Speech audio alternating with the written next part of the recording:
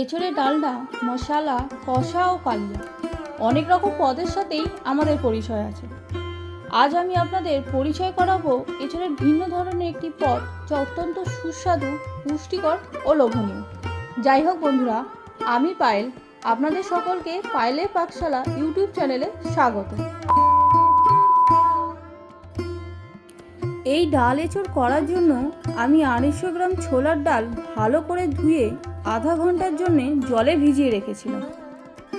এবার এই ডালগুলো প্রেসারে দিয়ে একটা সিটি দিয়ে নেব।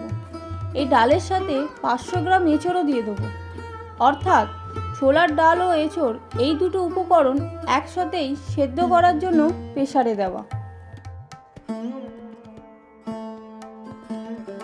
তার সাথেই এই প্রেসারে দিয়ে দিচ্ছি 1 চামচ লবণ ও 1 চামচ হলুদ গুঁড়ো।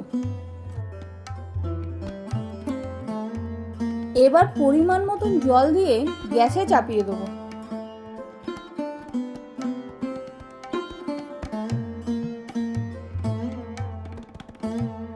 প্রেসার ঠান্ডা হওয়ার পর দেখে নেব এঁচোড় ও ডালের পরিস্থিতি।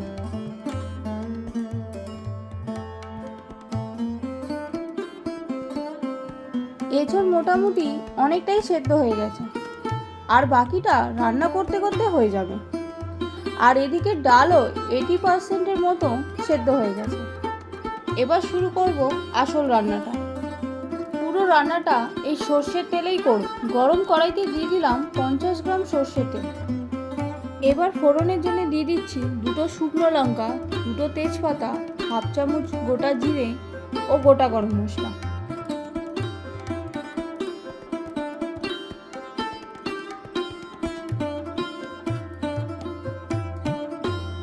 ফোড়ন থেকে খুব সুন্দর গন্ধ বেরোবার পর দিয়ে দেবো স্লাইস করে কাটা পেঁয়াজ। পেঁয়াজ তাড়াতাড়ি নরম করার জন্য দিয়ে দিচ্ছি 1/2 চামচ লবণ। পেঁয়াজ নরম হয়ে গেছে। এই পজিশনে 2 চামচ আদা ও রসুন বাটা দিয়ে পেঁয়াজের সাথে ভালোভাবে কষিয়ে নেব। ভালোভাবে কষিয়ে নেবার পর দিয়ে দিচ্ছি কিছু গুঁড়ো মশলা, যেমন 1 চামচ হলুদ গুঁড়ো, 1 চামচ জিরের গুঁড়ো, 2 চামচ ধনের গুঁড়ো, ঝালের জন্য 1 চামচ লাল লঙ্কার গুঁড়ো ও কালার আনার জন্য 1 চামচ কাশ্মীরি লঙ্কার গুঁড়ো।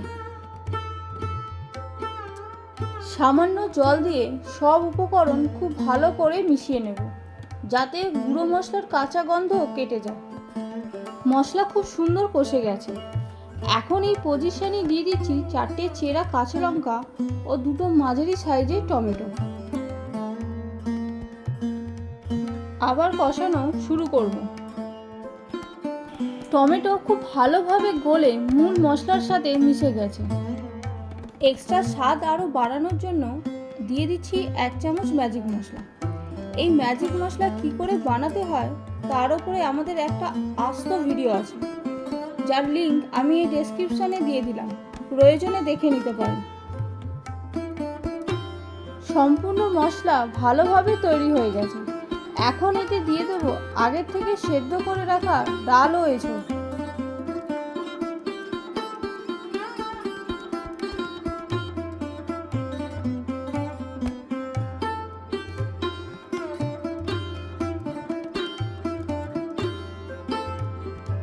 এবার দিচ্ছি পরিমাণ মতো লবণ।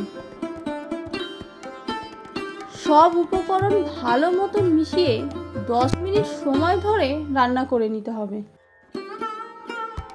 আমার রান্না অলমোস্ট হয়ে গেছে। এখন দেখে নেব এঁচোড় ও ডাল কেমন সেদ্ধ হলো। পারফেক্ট।